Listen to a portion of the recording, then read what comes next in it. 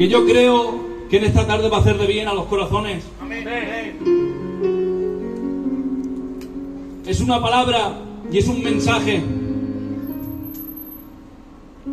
que es yo creo que es lo principal, porque si no, no tendríamos salvación.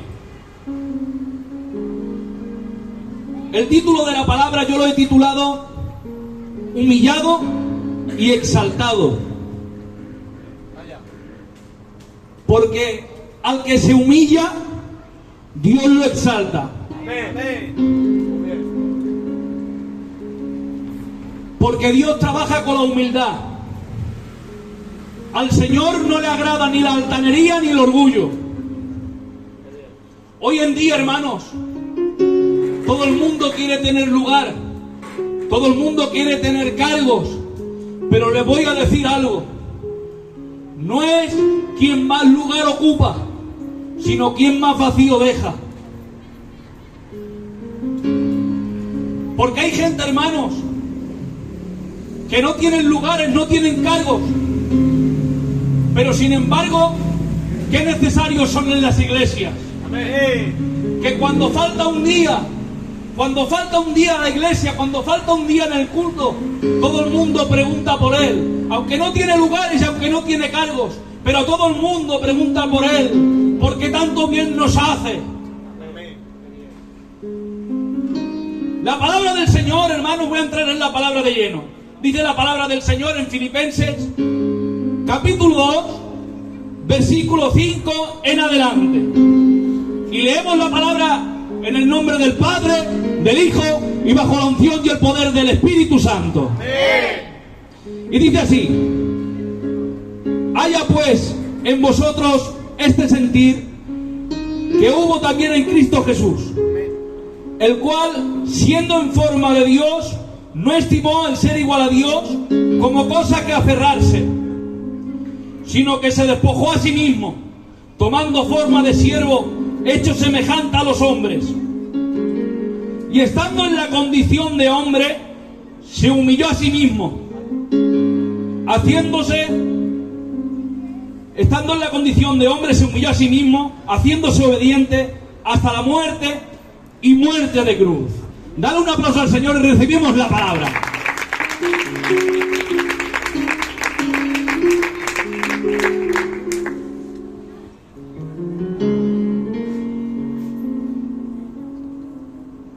El texto, hermanos, está hablando.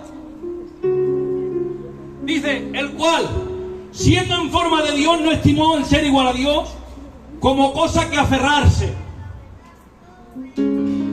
O sea que el Señor no se aferró, nadie se lo arrebató,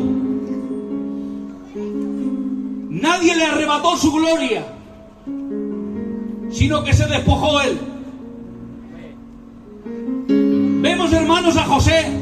Todos conocemos la historia de José, que su padre le dio una túnica, pero todos sabemos que a José le arrebataron la túnica.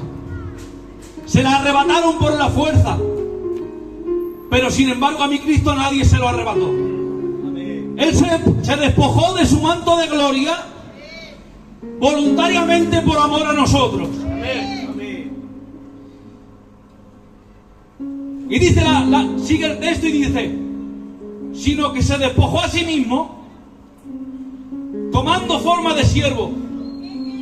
Pero ¿qué dice en Juan capítulo 13? ¿Qué dice? Que había terminado de la cena, dice, y se levantó, dice, y se ciñó, se quitó el manto y se ciñó una toalla. Dice, y cuando se ciñó la toalla empezó a lavarle los pies a los discípulos. Empezó a lavarle los pies a los discípulos. La toalla, hermanos, el ponerte una toalla era algo de siervo, algo de esclavo, algo de la servidumbre. Pero nuestro Señor se puso esa prenda para lavarle los pies a los discípulos. Y tú ahora dirás, ¿por qué hizo eso? Porque el Señor no vino para ser servido, sino para servir y dar la vida en rescate de muchos. Dice, y estando en la condición de hombre, se humilló a sí mismo. O sea que se despojó de su grandeza, se humilló y siendo rico se hizo pobre. Por eso dice en 2 de Corintios capítulo 8, versículo 9, dice: porque ya conocéis la gracia de nuestro Señor Jesucristo, que por amor a nosotros, siendo rico, se hizo pobre, para que vosotros en su pobreza fueseis enriquecidos.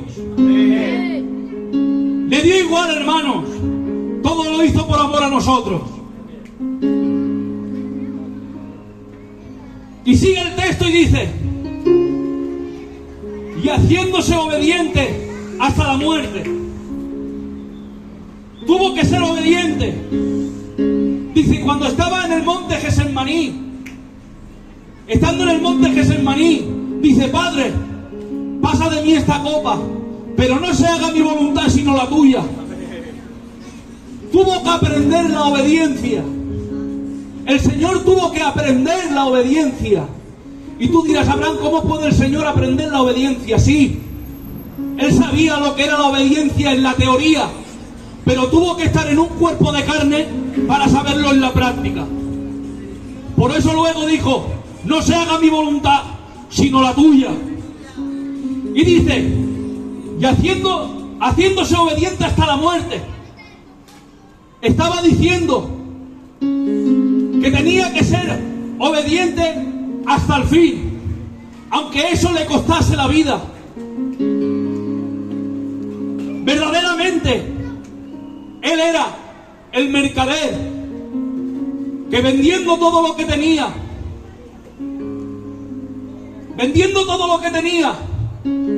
fue y compró la perla de gran precio. Y esa perla de gran precio eres tú. Tú eres la novia del Cordero. Tú eres real sacerdocio. Tú eres linaje escogido. Tú eres nación santa. Tú eres pueblo adquirido por Dios para anunciar las virtudes de aquel que nos llamó de las tinieblas a su luz admirable.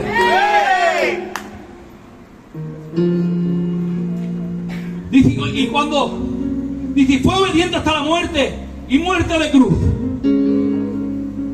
Estando en el monte Getsemaní, hermanos, y estaba el Señor sufriendo la agonía de la muerte.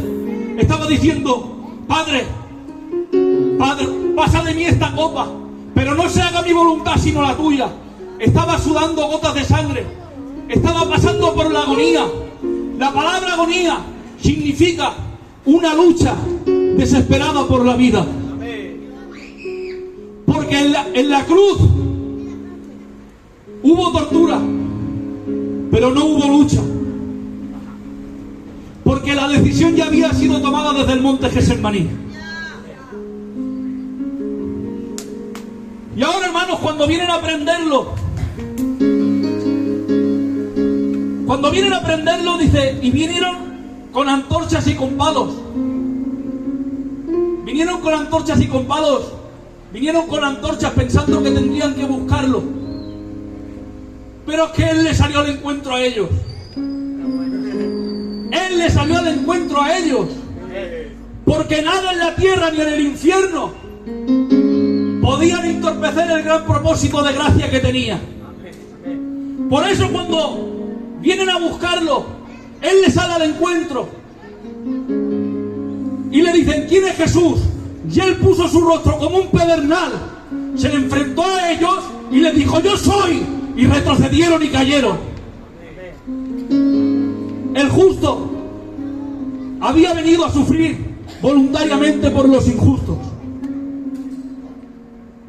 Y ahora cuando lo cogen, hermanos, Él pone las manos. Y yo decía: Señor, ¿pero por qué te dejaste coger? Lo lógico es que se vienen a buscarte, es que tú te marches.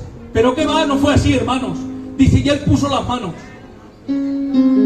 Para que no dijesen que lo habían cogido ellos, sino que estaba diciendo: soy yo que me entrego voluntariamente. Amén. Y ahora cuando lo cogen, lo llevan a la casa del sumo sacerdote y se lo llevan de noche. Y tuvieron que infringir un montón de leyes, hermanos. Rompieron un montón de reglas que tenían el Sanedrín. Y si lo llevan a la casa del sumo sacerdote, y cuando lo llevan a la casa del sumo sacerdote, lo golpeaban, hermanos. Y ahora cuando lo llevan ahí en la casa, era de noche, y era algo en contra de la ley. Luego, las reuniones no se podían hacer allí, tenía que ser en el templo, en la sala de la piedra tallada, tenía que ser ahí, hermanos. Luego, viendo que no tenían nada en contra de él, quisieron manipularlo. Querían manipularlo. Rompieron sus reglas, rompieron sus leyes, hacían lo que fuera y querían manipularlo. Habrán veces que el demonio querrá manipularte. A él le da igual las leyes, le da igual todo. Lo que él quiere es verte destruido. Pero dice en el Salmo 91, el que habita al abrigo del Altísimo morará bajo la sombra del Omnipotente. Dice: yo Jehová, esperanza mía, castillo mío, en ti confiaré. ¡Y a su nombre!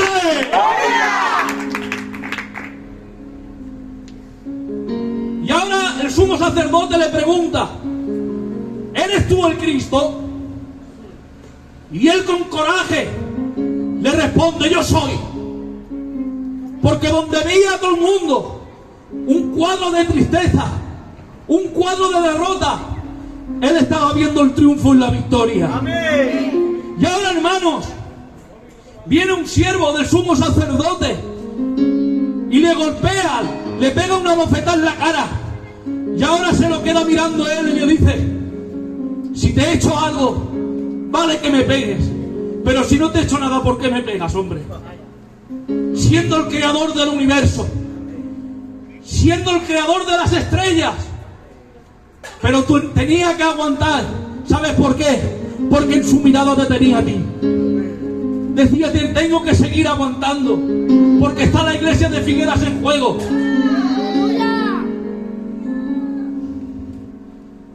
Y ahora, hermanos, lo llevan donde Pilato.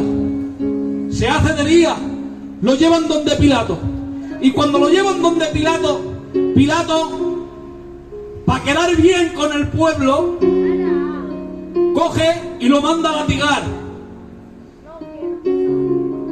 El látigo romano solía tener huesos en las puntas. Tenía plomo o huesos. Y cuando tenían que latigar a uno, lo ataban en una columna y le dejaban las espaldas a merced del látigo. Y cuando le pegaban con el plomo o con los huesos, le pegaban, se incrustaba en la carne. Y cuando tiraban hacia atrás, le sacaban la piel a tiras. Le dejaron las espaldas como surcos. Por eso dice en el Salmo 22: todos mis huesos puedo contar.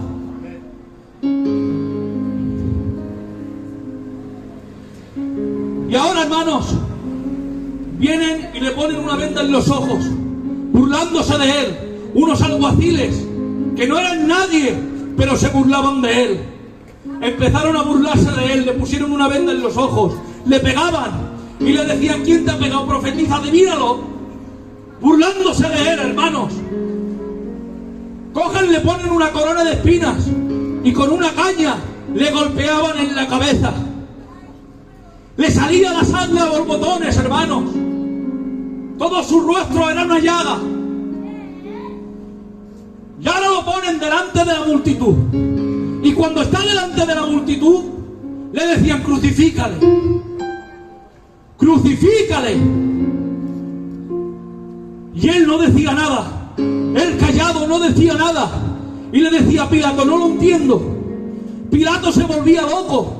Él estaba acostumbrado a los criminales, a la gente, a los asesinos, a los ladrones, que él veía a todo el mundo que se defendía, pero es que él no se defendía, él no decía nada, él guardaba silencio, porque hay veces que el silencio es más elocuente que las palabras, porque puede expresar lo que las palabras no pueden expresar. Por eso dice en Isaías 53: angustiado y afligido, no abrió su boca. Como cordero fue llevado al matadero, y como oveja delante de sus trasquiladores. Dice: pero él enmudeció y no abrió su boca. Y ahora, hermanos, lo cogen y lo llevan al Gólgota. Imagínate, hermanos, el cuadro. Imagínate el panorama, por unos momentos. Y ahora cuando lo llevan camino al Gólgota, cuando lo llevan camino al Gólgota, se encuentran con un hombre llamado Simón de Cirene y lo obligan a llevar la cruz.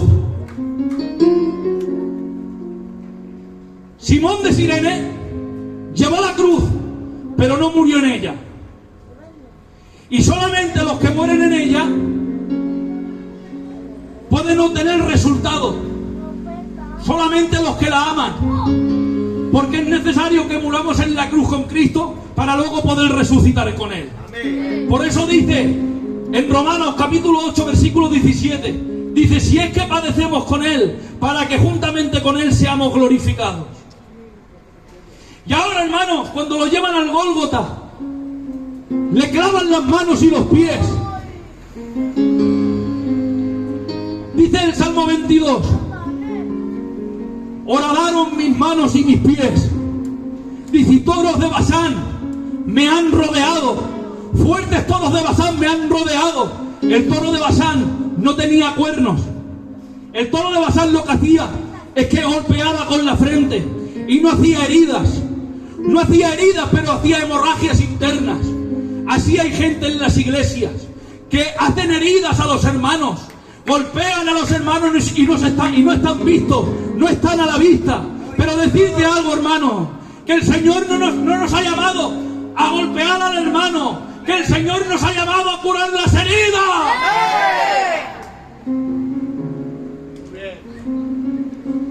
La muerte en la cruz, hermanos, era algo escalofriante.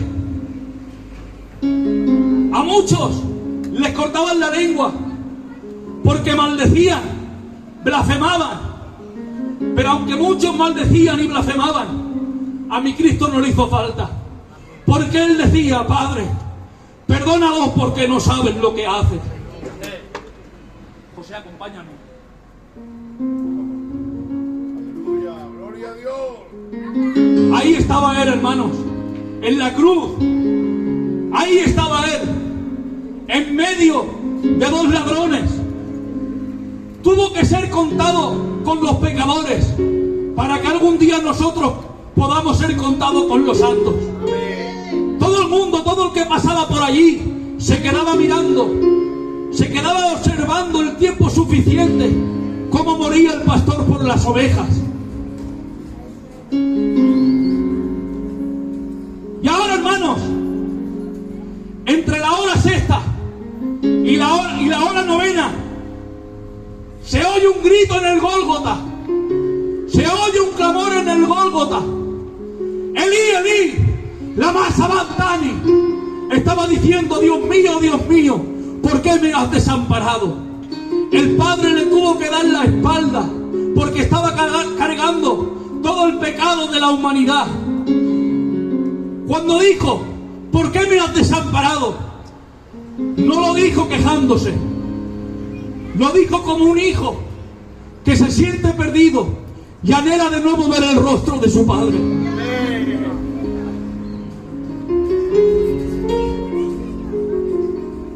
¿Cuántas veces, hermanos, hemos oído el texto de Miqueas capítulo 7 versículo 19 que dice: y arrojarás al fondo del mar todos nuestros pecados? ¿Cuántas veces lo hemos oído y nos alegramos, hermanos? Pero no, yo creo, hermanos, que no hemos interpretado bien el texto, porque está diciendo que el Padre pondría todo el pecado, cargaría todo el pecado en el Hijo y lo lanzaría al mar, al fondo del mar de su ira. Jonás, hermanos, desobedeció al Señor y tuvo que saltar del barco porque él era culpable, y tuvo que saltar del barco para salvar a aquellos hombres que eran inocentes. Pero sin en cambio mi Cristo, siendo inocente él, tuvo que saltar al mar de la ira de Dios para salvarnos a nosotros que éramos culpables. Y ahora cuando todo estaba saldado, cuando todo estaba pagado, cuando todo ya estaba pagado, empieza a decir el Señor, empieza a decir la palabra de victoria: Padre, consumado es. Y ahora, Satanás, acuérdate de Génesis 3:15, que dice: y nacerá uno de la simiente de la mujer que te pisará la cabeza. Venció la muerte, venció el sepulcro, y al tercer día resucitó.